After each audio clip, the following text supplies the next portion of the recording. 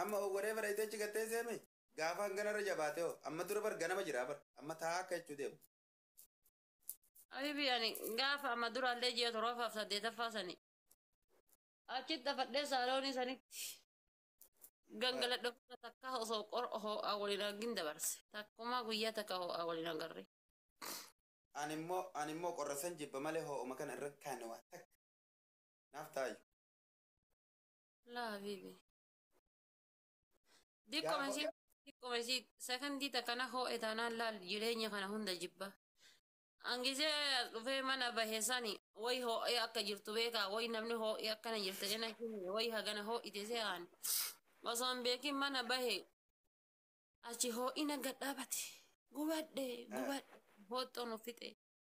Bishaan ganda waraabee keessa ciise naa waan irraa cabuu didan bishaan ganda waraabee keessa ciise waan irraa cabuu didan. keessaa baanaan ittuma deebite. Asumaa fiigee bakka muki jalatti Bishaan biyya kanaa garuu mukeeyfa jechuudha asii bahee sa'aatii guyyaa sa'aatii lamatti asii bahee bakka mukeeyfa dhaqee hadda rakkabuu hin dandeenyu naan jedhanii hadduma naa galchitan mala jedhee bakka sanillee deemee kun asii ka'ee eessa dhaqee moomin illee hadda galchuu hin dandeenyu boru maleedhanii boruma tana eeggachuu diddaadhaaf bakka shan mojjaa dhaqee macarrasha irratti hundinuu afaan tokko taanaani asuma garraa kanatti deebee tamaasiitiin kalaas naa galchaa'e boruma.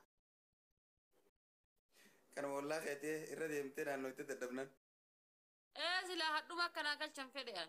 Halkanatti sanamoota achi sa'aatii achi galee irraa qabeeti. Bishaan ganda waraabee jira bishaanatti gandaa keessa seenee bishaanatti gandaa keessa haga subiin dhuftuuf. Raacha taate mogortummi bishaan keessa galte.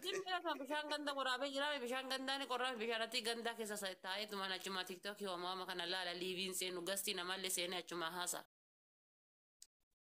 Beeki bishaan biyya kanaa wanni gaarii fi ka bombaa irraa dhufulleen qorruma.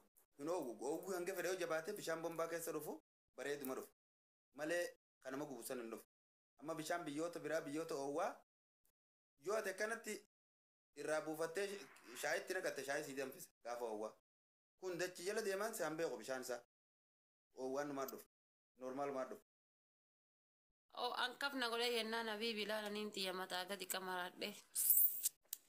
Bishaanatti gandaa keessa taree eenyu achi maqaan dhaare.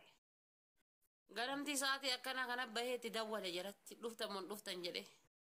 Asraadha naan jedhan deebi'ee ammallee achuma keessatti.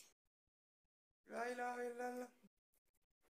Qortuun mejii kaata bishaan keessa gala. Kudha lammaffaadhaa hinoo ibidda kana gadi ol si bobaya. Wallahi gizee qorraallee hin qorru. Manni gubbaadha. Kudha lammaffaa. Manni akkuma wal gubbaatii walirra oowwu. Akkuma wal gubbaatii walirra qabbana. Gaafa qabbantii dhuftes walirra qabbana. Kiyya kun amma gizee qabbanaa caamawannoo tokko bitadhee jechuudha. Kaalsii furdaa tokko bitadhee kan garaa keessa tuuttaa tokko ofirraan baasu. Akkasumatti waliin rafa akkasumatti ka'a. Manni keessan kee gubbaadha kun. Kiyya gubbaadha kudha lammaffaa. Sanii ol manni jiru si to'a malee. La. Sunni oowwallee gaafa qabbanaallee akkasuma. Ani amma ka qorritti na dhedheen gadda ka wal malee 11ffaa sanii ol manni jiru. Natti oowwee bannaan qilleensi dhufeetuma somba kana kun asuman na gadhiis asiif duwidee walitti. Gaafa oowwaatis akkasuma oowwasi gabbuusaa bulu. Gaafa qabbanaatis akkasuma qabbana. Qabbanni gubbaa gabbuuti isuma rabbuuti. Akkas ta'e kunillee ani qabbannaan Mana gubbaa biyya kanatti. na taate ana Mana dhumaa gubbaarraa tokko qofaan gala. gizee akkasii ho'usan an takka bishaan qorraadhaan qaama bishaan ho'aan qaama dhiqadheen beeku. Bishaan kan qorra akkasii qorru san ka ji'a tokkoffaa lammaffaa san argitee qorra san keessan bishaan baradoo kanan gadi kadha qaama. Sun fayyaales. Bishaan fayyaadhaaf gaarii sun. Fayyaa ilma namaatiif bishaan sun gaarii. Qabbana keessaas ta'e oowwas ta'e bishaan qabbanaa hundi gachuun hedduu bareeda. Bishaan kan bar rifeensa hunda namarraa jiraa bar bishaan oowwaa. Yaa an akkasi dhiqadha. Kunoo silkiin maantiyyaa kakadha chaarjii fudhachuu diddee lubbuudhaaf akkana williqeetti kunoo amma chaarjii eegalte. Ni shiddeemi. Kara gizee kun achi keessa taa'eetiin chaarjarii weerame williqeetti. Amma kunoo as kaa'ee gatteennaan alhamdulillah jettee fudhachuu eegalte. hafuura baafatte jechuu isin illee ni rakkatte. Miskiinati yaa gubaddu ani. Okay, seensuma waliin oowwan dandeessu jechuu silkitti illee. Hai tiyya amma bar gizee ho'aa gizee duraanii tokko barri. Mulukiyaa kana ho'isee mulukiyaa kana isiidhaaf jecha bitee. Mulukiyaa kana fuudhee firiijii kaa'ee likki yeroo liibii dhufu. Mulukiyaa eegeesii jala kaa'ee asiin chaarjii suphee akkasitti ta'a. Mulukiyaa kana jaayizaa kan tolchanii miikaa keessa sheekan sommo.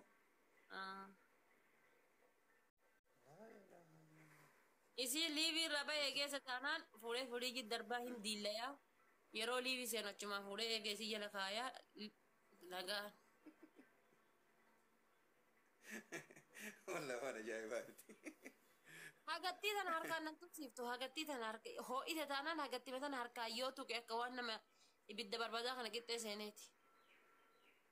Yoo sirdhoote hoo? Silkiin akkasitti nama dhoote. Irraana darbiti ho'ite oobarii ho'inaan daqiiqaa 20 irraana darbiti. Waan takka gadi Qonnaa fudhattee deemte. waan takka akkanan tuqu waan takka lakkoofsa takka barreessuu hin danda'u qulfii isii banuu hin danda'u namni bilbilee kaasuu hin danda'u namni bilbiluu hin seentu ofiyyatti.